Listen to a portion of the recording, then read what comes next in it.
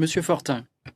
Donc, je suis Luc Fortin, président directeur général musiciens du Québec, qui est le local 406 de la Fédération canadienne des musiciens. Et la Fédération canadienne des musiciens compte 14 000 membres, musiciens professionnels. La Guilde des musiciens compte aussi 3 300 membres au Québec. Je vous suis très reconnaissant de m'avoir invité pour livrer mon témoignage devant le Comité permanent des finances. D'abord, je tiens à souligner le travail remarquable du gouvernement et du Parlement canadien en ces temps très difficiles dus à la COVID-19. Cette crise a fait perdre soudainement leur gagne-pain à des millions de Canadiens. Vous avez fait preuve de créativité et de compassion en élaborant très peu de temps une série de mesures exceptionnelles qui vont permettre aux entreprises canadiennes et à tous les Canadiens de passer au travers de cette crise hors de l'ordinaire. Vous avez dû travailler dans des échéances très courtes, sous pression, et il est normal d'avoir besoin d'apporter des ajustements quand on prend connaissance de certaines situations dont on n'avait pas soupçonné l'ampleur. Une de ces problématiques touche la prestation canadienne d'urgence, aide temporaire à laquelle les travailleurs indépendants ont droit et qui permet de toucher 2 000 $ mensuellement pendant 4 mois. Nos membres, musiciens et travailleurs indépendants, ont perdu soudainement, depuis la mi-mars, tous leurs contrats de musique suite à la fermeture des salles de spectacle et l'interdiction des rassemblements. Ils pensaient avoir droit aux prestations canadiennes d'urgence. Il y a un problème. Les règles actuelles d'admissibilité qualifient seulement ceux qui prévoient être sans aucun revenu d'emploi ou de travail indépendant pendant au moins 14 jours consécutifs au cours de la période initiale de 4 semaines et pour les 3 périodes suivantes de 4 semaines. Donc, ils ne peuvent pas s'attendre à aucun revenu pendant cette période. Mais la musique est un métier généralement précaire. Les contrats ne sont pas réguliers, les revenus fluctuent. Comme pour plusieurs autres artistes, nos membres comptent souvent sur d'autres sources de revenus pour stabiliser leur situation.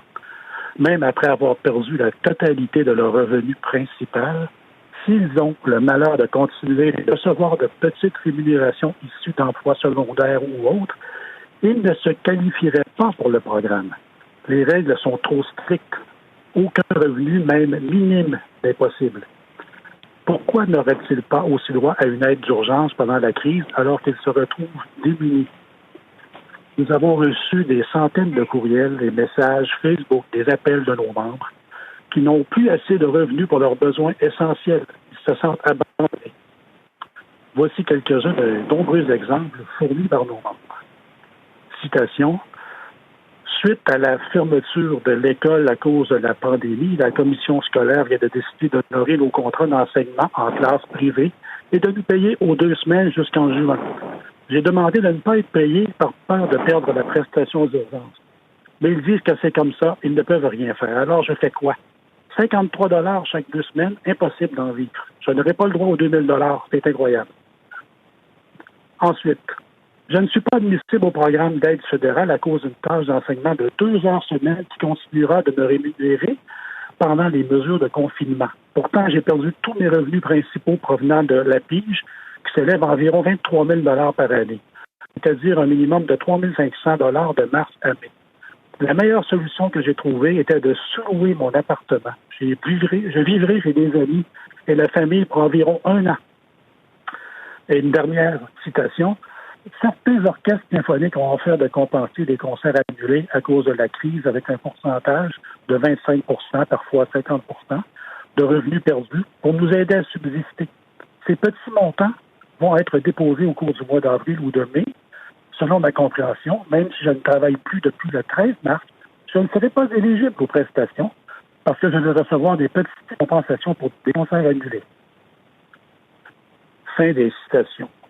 Je suis certain que vous comprenez que cette situation est contre-productive et je compte sur votre créativité et votre compassion pour trouver les solutions qui feront en sorte que tous ces travailleurs canadiens qui en ont vraiment besoin puissent profiter de la prestation canadienne d'urgence pour les aider à passer à travers la crise. Merci de m'avoir écouté.